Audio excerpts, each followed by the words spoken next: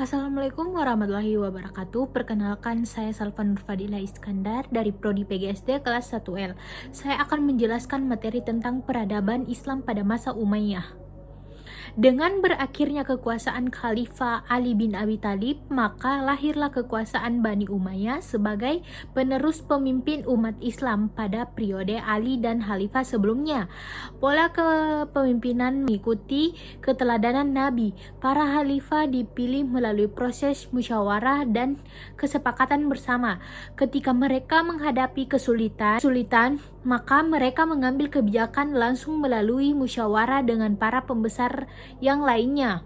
Berbeda dengan pemerintah Khulafaur Rasyidi, bentuk pemerintah Bani Umayyah adalah berbentuk kerajaan. Kekuasaan bersifat feudal atau penguasa tanah atau daerah atau wilayah atau turun-menurun. Untuk mempertahankan kekuasaan, Khalifah berani bersikap otoriter. Adanya unsur kekerasan, diplomasi yang diiringi dengan tipu daya, serta hilangnya musyawarah dalam pemilihan khilafah dinasti Bani Umayyah merupakan kerajaan Islam pertama yang didirikan oleh Muawiyah bin Sufyan. Rintisan dinasti ini dilakukan dengan cara menolak pembaiatan terhadap Khalifah Ali bin Abi Thalib. Kemudian, ia memilih berpegang dengan melakukan perdamaian dengan pihak Ali dengan strategi politik yang sangat menguntungkan baginya. Terlepas dari persoalan sistem pemerintahan yang diterapkan, sejarah telah mencatat bahwa dinasti Umayyah adalah dinasti Arab pertama yang telah memainkan peran penting dalam perluasan wilayah, tinggian peradaban, dan menyebarkan agama Islam ke seluruh penjuru dunia, khususnya Eropa, sampai akhirnya dinasti ini menjadi adikuasa. Materi pertama adalah latar belakang lahirnya dinasti Bani Umayyah. Eli Zainuddin 2015. Nama dinasti Bani Umayyah diambil dari Umayyah bin Abdul al-Syam, kakek Abu Sufyan. Umayyah segenerasi dengan Abdul Muthalib, kakek Nabi Muhammad SAW. Dan Ali bin Abi Thalib. Dengan demikian, Ali bin Abi Thalib segenerasi pula dengan Muawiyah bin Abi Sufyan. Ali bin Abi Thalib berasal dari keturunan Bani Hashim, sedangkan Muawiyah berasal dari keturunan Bani Umayyah. Kedua keturunan ini merupakan orang-orang yang berpengaruh dalam suku Quraisy. Cikal bakal berdirinya dinasti Umayyah dimulai ketika masa Khalifah Ali.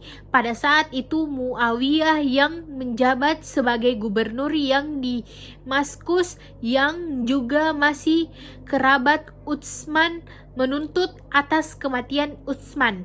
Dengan taktik dan kecerdikannya, ia mempermainkan emosi umat Islam. Muawiyah tidak mau menghormati Ali dan menyudutkan pada sebuah dilema, menyerahkan para pembunuh Utsman atau menerima status sebagai orang yang bertanggung jawab atas pembunuhan itu, sehingga ia diturunkan dari jabatan khalifah.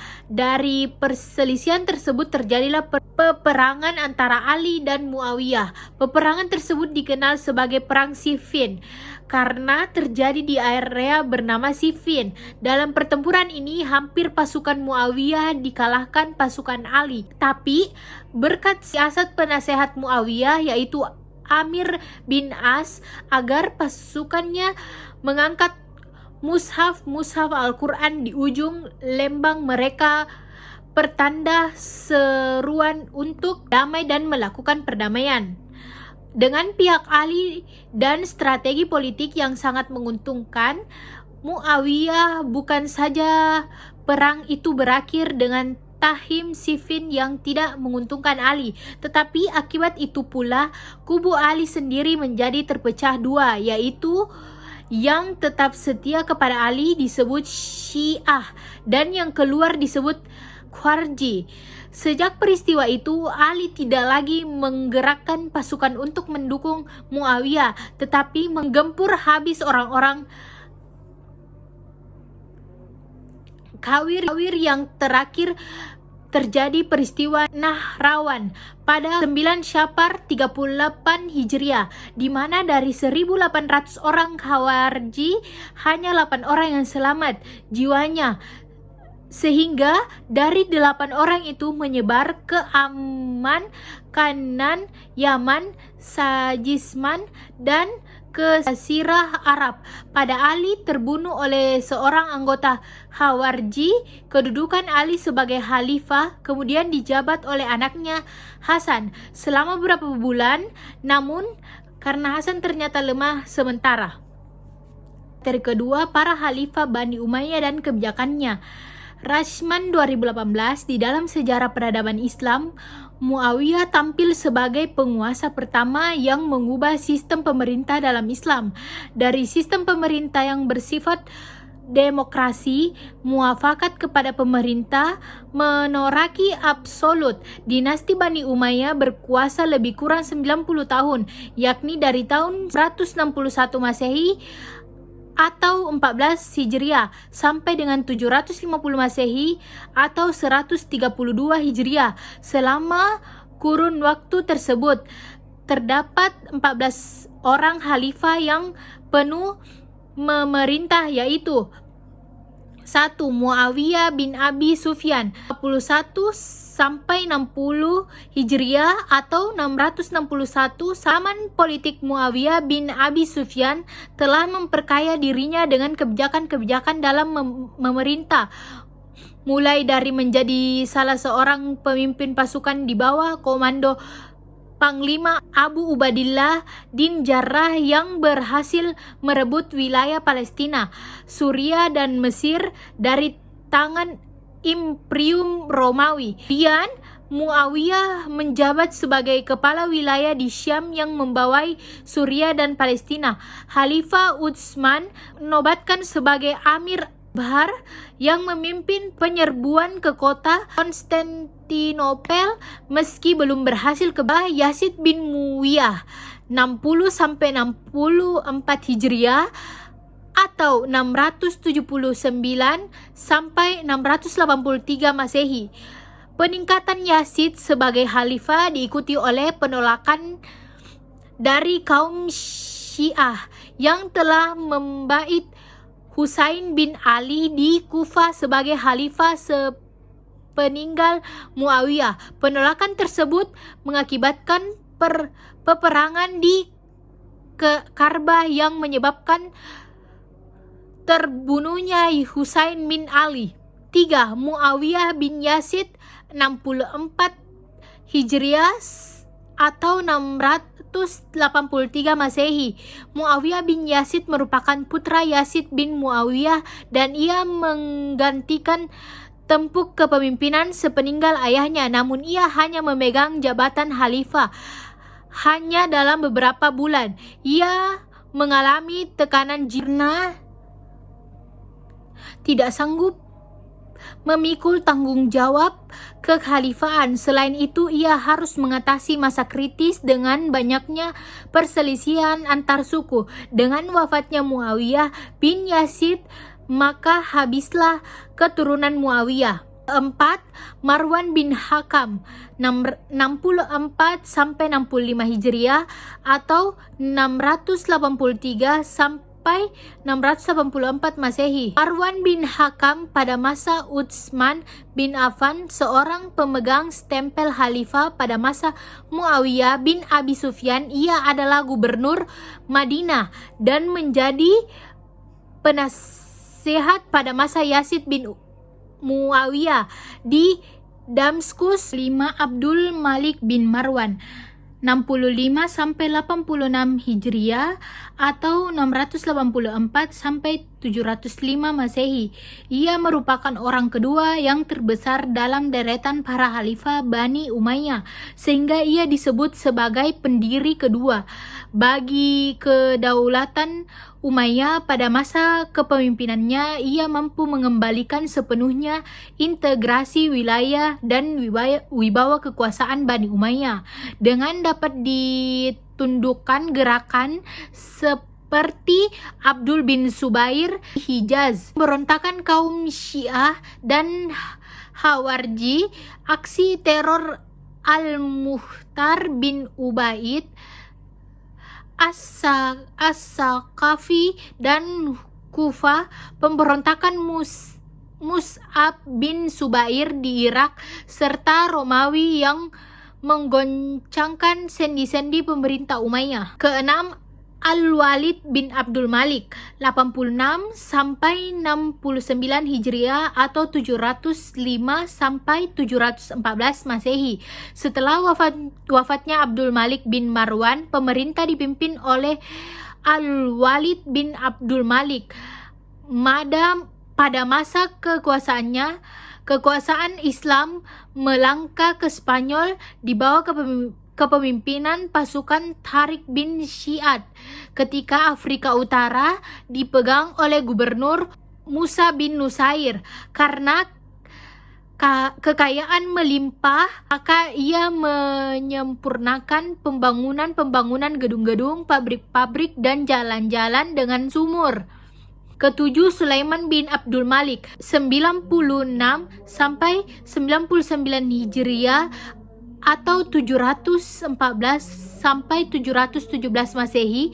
Khalifah Sulaiman bin Abdul Malik tidak sebijak kakaknya dalam memimpin. Ia sangat mencintai kehidupan dunia dan kegemarannya bersenang-senang. Tabiatnya tersebut membuat ia benci oleh rakyatnya. Hal ini mengakibatkan pejabatnya terpecah belah.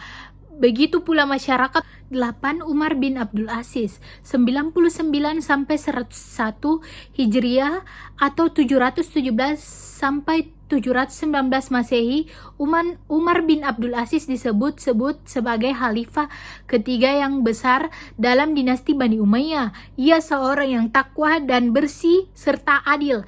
Ia banyak menghabiskan waktu di Madinah, di kota di mana ia menjadi gubernur pada masa Al-Walid, untuk mendalami ilmu agama Islam, khususnya hadis. Sebelumnya ia merupakan pejabat yang kaya dan ilmu dan harta, namun ketika menjadi khalifah ia berubah menjadi orang yang zahid, sederhana, bekerja keras, dan berjuang tanpa henti sampai akhir hayatnya. Kesembilan, Yazid bin Abdul Malik 101 sampai 105 Hijriah atau 719 sampai 723 Masehi. Masa kekuasaannya bangkit kembali konflik antara Mudhariyah dengan Hamiyah.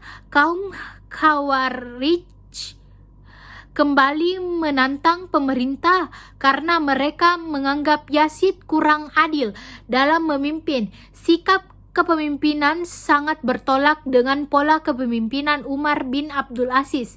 Ia telah menyukai berfoya-foya sehingga ia dianggap tidak serius dalam kepemimpinannya. Ke-10, Hisham bin Abdul Malik 105 sampai 125 Hijriah atau 723 sampai 742 Masehi. Setelah kematian Yazid, saudaranya Hisham bin Abdul Malik naik tahta pada saat ini.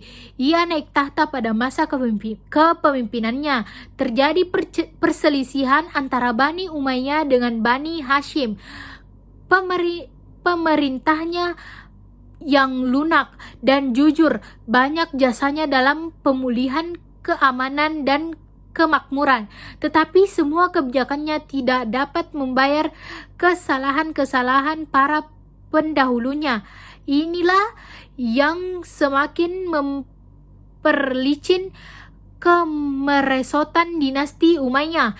Ke-11, Walid bin Yazid 125 sampai 126 Hijriah, 742 sampai 743 Masehi.